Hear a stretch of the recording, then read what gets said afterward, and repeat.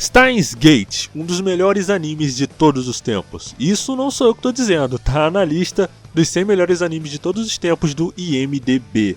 O Steins Gate está em 8º lugar, se eu não estou enganado. Uma história que mistura ficção científica num thriller que te segura do início ao fim, numa das tramas de viagem no tempo mais interessantes já feita e que a cada reviravolta é mais tensa que a última. Em que nosso protagonista, Okabe Rintaro, na luta para salvar seus amigos, usará todos os meios possíveis para fazer isso, mesmo que isso o destrua cada vez mais por dentro, enquanto ele usa o seu Reading Steiner.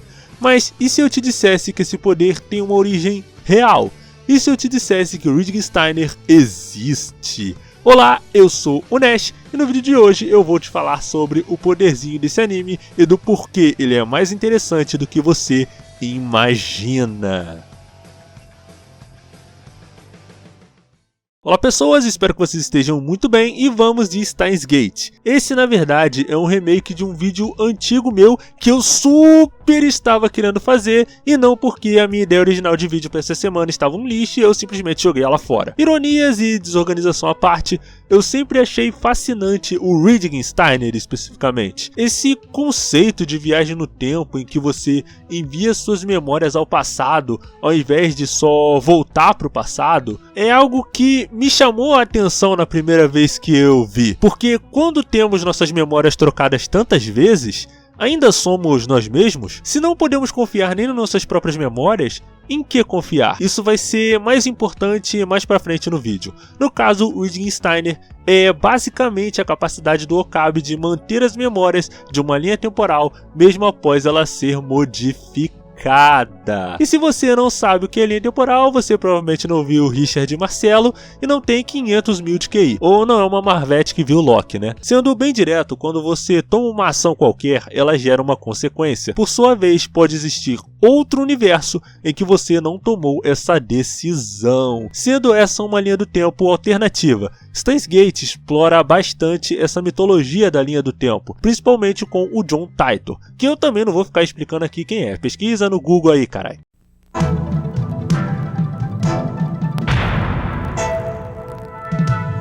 Olá pessoas, aqui é o Google. John Titor foi um suposto viajante do tempo, meio que um meme no início dos anos 2000, que dizia ser um viajante do tempo, fazendo previsões às vezes vagas e às vezes muito precisas sobre acontecimentos entre 2004 e 2034. Steins Gate faz diversas referências a ele, sendo um dos plots principais descobrir quem ele é.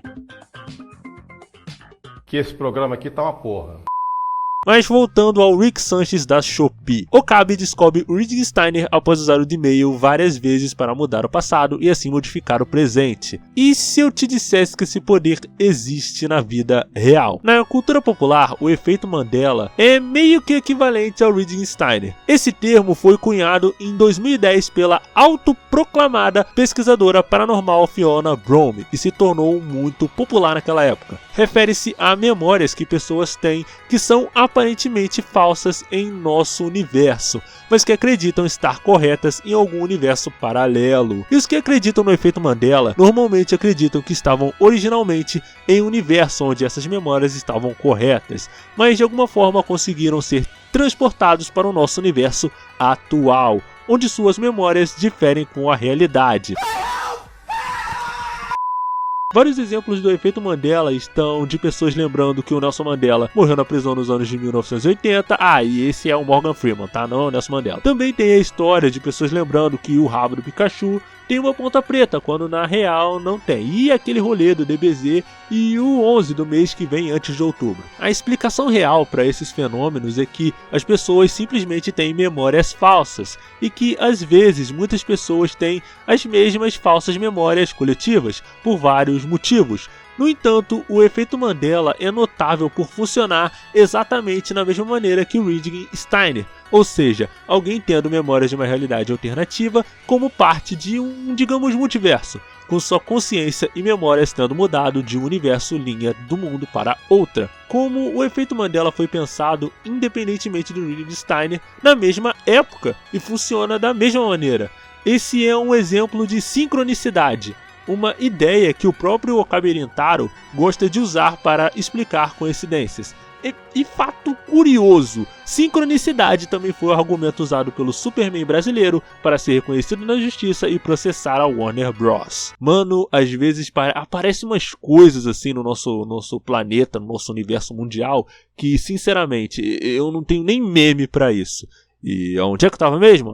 Steins Gate. Uma das coisas mais interessantes sobre histórias com temática de viagem temporal é que elas, ao mesmo tempo que mostram como o futuro é mutável, também nos mostram sobre por que as coisas não devem mudar. Essas narrativas dizem muito mais sobre o presente do protagonista. Querer mudar algo no nosso passado, de certo modo, é algo que nos é muito relacionável, em especial em animes como Madoka, Re:Zero e Steins Gate.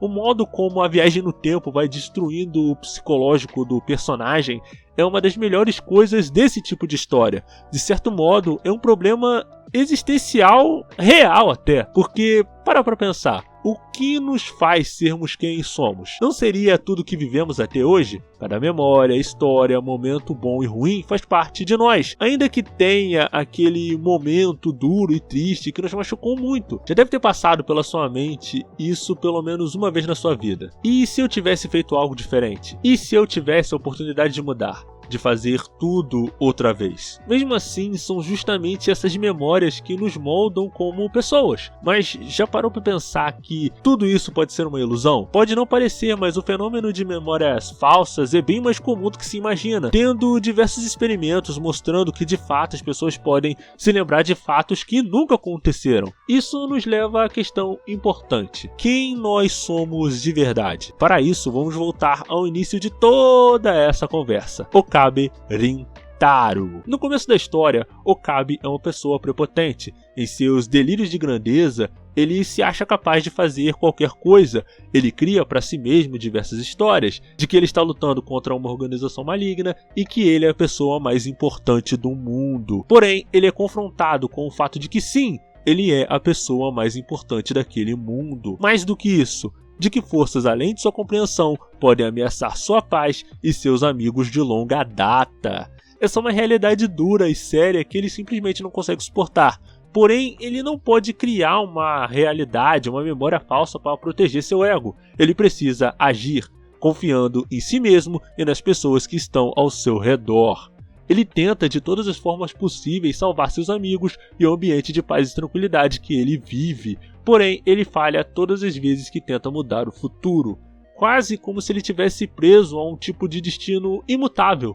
O que é irônico se você for parar para pensar. O Okabe pensa que é um cientista que acredita poder controlar todo o universo. Porém, a cada fracasso, ele se vê obrigado a ver as piores tragédias possíveis sem fazer absolutamente nada. Então, quem é o verdadeiro Okabe Rintaro? O Hoen Kyoma do começo da história?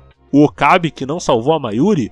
O Okabe do futuro distópico? A resposta é todos eles. Ainda que cada um deles seja diferentes, eles ainda têm as boas lembranças com a Mayuri no passado, ainda têm saudades dela no presente e ainda querem salvá-las no futuro. Antes de ser algo para salvar o mundo ou o próprio futuro, isso é muito mais uma jornada pessoal do próprio Okabe para salvar os seus amigos, seja no futuro, seja no passado. Uma coisa interessante do Steins Gate é que ele começa com uma história muito despreocupada. Eles começam mudando uma ou outra coisa no passado dos personagens e isso, por sua vez, vai afetar o presente deles. E o modo como a história ela vai crescendo para essa coisa que vai para níveis apocalípticos, mas ainda é algo muito pessoal dos personagens, é um toque muito diferente que essa história tem. E o fato do Okabe ele ter que voltar atrás nessas decisões, desfazer coisas que ele